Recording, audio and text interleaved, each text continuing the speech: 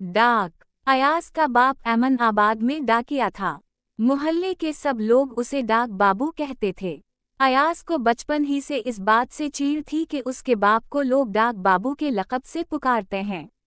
उसका दिल चाहता था कि या तो उसका बाप इस्तीफ़ा दे दे और या फिर वो ये मोहल्ला छोड़ दें, मगर ऐसा मुमकिन न था क्योंकि एक तो उसका बाप शकूर रिटायर होने वाला था, दूसरा अगर तबादला हो भी जाता तो उसकी दादी को कौन संभालता।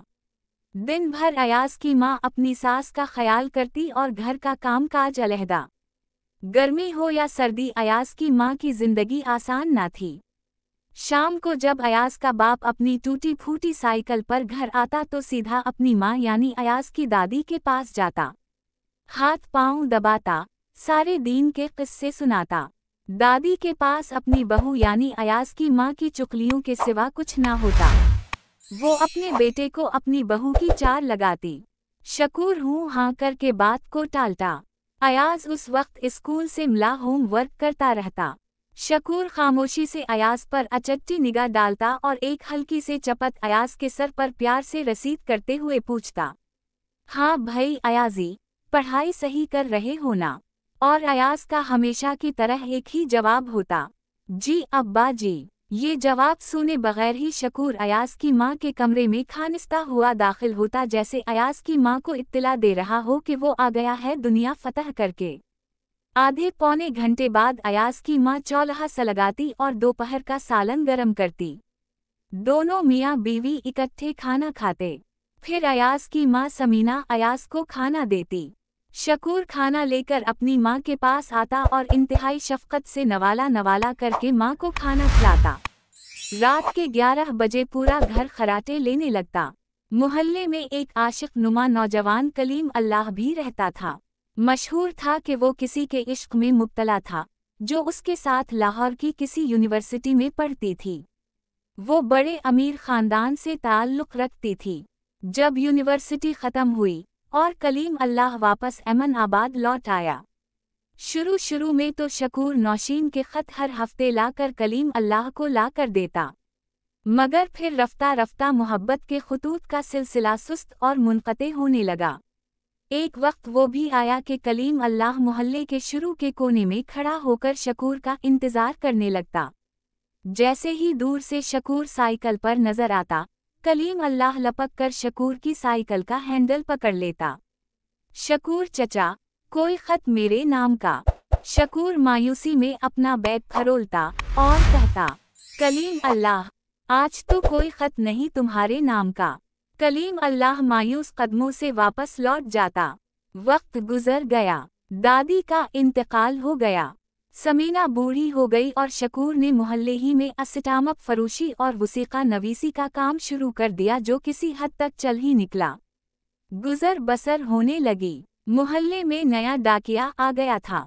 ये शकूर के रिटायर होने के बाद तीसरा डाकिया था, जिसे लोग पोस्टमैन कहने की भी जुर्रत ना कर पाते थे। उसने साफ कह दिया था कि उसे उसके नाम अहमद बल्कि अहमद साहब कहकर पुकारा जाए। मोहल्ले के अतराफ में कई दफातर खल गए थे। मकान एक या दो मंजिला हो गए थे। मोहल्ले के एक सरे पर एक प्राइवेट स्कूल भी खुल गया था। अब अहमद साहब खाल खाल मोहल्ले में आते थे। अक्सर लोगों के यहाँ कोई रजिस्टर्ड डाक ही आती थी, वरना दफातर और घरों में प्राइवेट कोरियर कंपनी के राडर ही खतूत लाते थे। अब ज्यादा कम्युनिकेशन व्हाट्सएप या इसी नौयत की ऐप्स के जरिए होने लगी थी। कैम स्कैनर के जरिए बड़ी बड़ी दस्तावेजात सेकंडों में तरसील होने लगे। मोहब्बत जैसे जज्बात भी ऐप के जरिए दिलों को धड़काने लगे। अब कोई कलीम अल्लाह किसी शकूर का इंतजार नहीं करता था। अयाज को पढ़ाई मुकम्मल किए हुए अभी 2-4 महीने ही गुजरे थे और वो कई एक जगहों पर जॉब के लिए अप्लाई कर चुका था। वो हर रोज अपने लैपटॉप पर इंटरव्यू कॉल की ईमेल का इंतजार करता, कभी व्हाट्सएप पर इसी नौयत के इतलाई मैसेज का मुंतज़िर रहता। इक़रा के मैसेज उसके बोझल दीनों को खुशगवार कर देते थे। अहद वाव पैमान इस जरिया से कायम वाव दायम थे। अयाज बस नौकरी की तलाश में था, फिर उसे यकीन था कि वो इक़रा को अपनी शरीक हयात बना सकेगा, मगर अक़रबा परवरी के दूर में नौकरी मिलना कहाँ आसान था। दिन ब दिन अयाज की उम्मीदें टूटने लगें। इधर इकरा हर रोज मैसेज में अयाज को ये याद दिलाती कि वो जल्द उसके रिश्ते के लिए अपने घर वालों को भेजे। अयाज चाहता था कि उसे कोई मुनासिब नौकरी मिले तो वो रिश्ते के लिए घर वालों को भेजे। अयाज की बेरोजगारी के दिन तवील होने लगे। वो मुख्तलिफ नौकरियों के लिए अप्लाई करता, मगर नतीजा वही निकलता कि उसे कोई जवाबी ईमेल ना आती। अब इकरा के जवाबी मैसेज भी खाल खाल मौसूल होने लगे। अक्सर गिरे रंग के 2 टिक मार्क ही दिखाई देते। फिर घंटे गुजर जाते और वो 2 टिक मार्क बलियो ना होते, और अगर शाम गए बलियो होते भी तो जवाबी मैसेज ना आता। आज सुबह से शाम हो गई थी और अभी तक सिंगल ही गिरे टक था। अयाज इस उम्मीद पर रात गए सो गया था कि शायद सुबह को 2 गिरे टिक मार्क हो गए होंगे और क्या खबर बलियो ही हो गए हों।